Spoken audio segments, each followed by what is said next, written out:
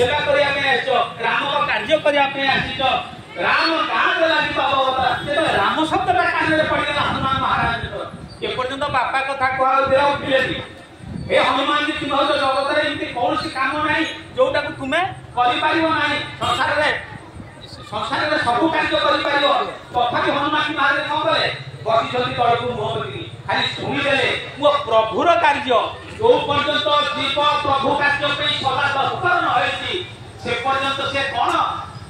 से जीव है कि से रही सब बेले तार जन्म चक्र रही जेतबले जीव भगवान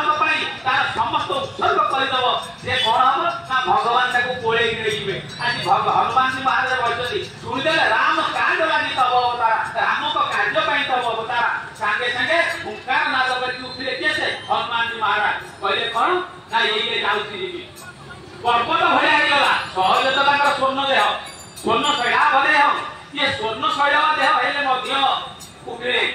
सबले देखले विराट रूप धारण कले हनुमान जी महाराज देखिले समझते आ बड़ू बनेले कोन हनुमान जी देखुछन्ती जाबेबा एति बड़ रूप धारण करि छलेनी हनुमान जी बोलले उलुटी फुलुटी लंका दाई